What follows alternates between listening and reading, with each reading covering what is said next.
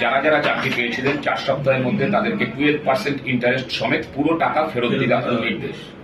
এইভাবে তৃণমূল সরকার যে জালিয়াতিটা করেছে, আজকে যাদের কাছ থেকে টাকা নিয়ে চাকরি দিয়েছিল তাদের চাকরি গেল এবং সেই টাকাগুলো তারা আর ফেরত পাবে না। টাকার বিনিময়ে চাকরি দিয়েছিল তাদেরও ক্যারিয়ারটাকে বরবাদ করলো। আর যারা আজকে চাকরি পায়নি, যারা রাস্তায় বসে আছে চোখের জল ফেলছে, আজকে তাদেরকেও বরবাদ করে যাদের চাকরি পাওয়ার কথা ছিল। মানে শুধুমাত্র নিজেদের পকেট ভরবার জন্য এইসব ভবিষ্যৎকে, এইসব লোকজনদেরকে এটা রাস্তায় নামিয়ে দিল। আজকে সিবিআই তদন্ত করলে এই যারা যারা চাকরি আজকে বাতিল হয়েছে তাদের মুখ থেকেই আপনারা কাহানি শুনবেন, যে গল্প শুনতে পাবেন যে কারা কারা টাকা নিয়েছে। আজকে যারা টাকা নিয়েছে সেই টাকাগুলো তাদেরকে তারা ফেরত নিক এবং সেই ফেরত নিয়ে সেইটা দিয়ে তারা টাকাটা যাদেরকে যে স্যালারির কথা বলা আছে তারা দিক, সেই টাকাটা ফেরত দিতে নিজের পকেট থেকে দেবে কেন? যাদেরকে টাকা দিয়ে তারা চাকরি দিয়েছিল, আমি বলবো প্রত্যেকে নাম বলুক, তাদের কাছ থেকে টাকা নিয়ে আসুক, সেই টাকা তারা সামনে নামটা নিয়ে আসুক, তদন্ত হোক এবং সেই টাকা দিয়েই তারা স্যালারির টাকা বলা আছে না সেই টাকাই তারা ফেরত দিক। এবং এরা একটা বিহিত হওয়া দরকার আছে। যে লোকগুলোকে ইউজ করে আজকে টাকা এর পকেটে ভরেছে, আজকে সেই লোকগুলো তো বুঝতে পারেনি যে আজকাল বাদেকাল আদালতে হতে পারে কোর্টের রায়, তখন আমাদের পথে বসতে হবে। তারা সোজা পথে আসতে পারতো কিন্তু তাদেরকে বাঁকা পথে নেওয়া হয়েছে।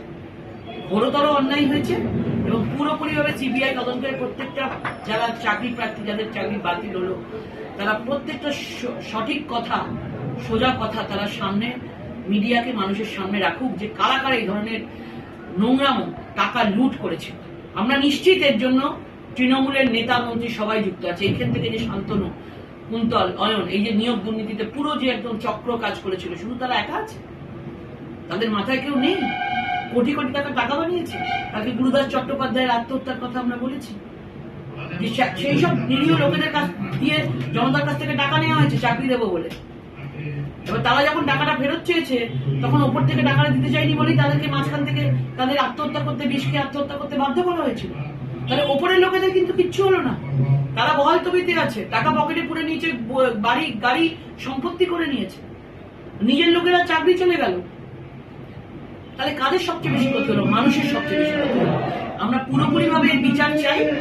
আমরা চাই যে সঠিক তদন্তে আসল বড় বড় রাঘব বোয়ালগুলো বেরিয়ে আসুক। এরপরে কি তাহলে আরো নেতা মন্ত্রীদের নাম বেরিয়ে আসবে? নিশ্চয়ই বেরোনো উচিত। আমি প্রত্যেকে আর্জি করছি, চাকরি কাছে আপনারা বলুন কে আপনাদের ধোকাবাজি করে এরকম ভাবে 2 নম্বরই পথে আপনাদের চাকরি করে দিচ্ছে। আপনারা সবাই চাকরি পাবেন, নিশ্চয়ই সবাই চাকরি পাবেন, শিল্প হবে, আরো কিছু হবে, চাকরি পাবেন।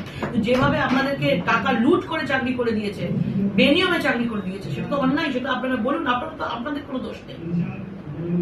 যাদের চাকরি বাতিল হয়েছে ওনাদের কোনো দোষ নেই, ওনাদের থেকে টাকা নেওয়া হয়েছে, টাকাগুলো ফেরত দিক, ফেরত দিয়ে সেই টাকাগুলো দিয়ে তারা দিক। তারা স্যালারি যদি না ফেরত দেবে তাহলে যে টাকাগুলো তারা দিয়েছিল চাকরির জন্য সেইগুলো নিয়ে কাকে, যেগুলো দিয়ে ফেরত। দিদি যেদিন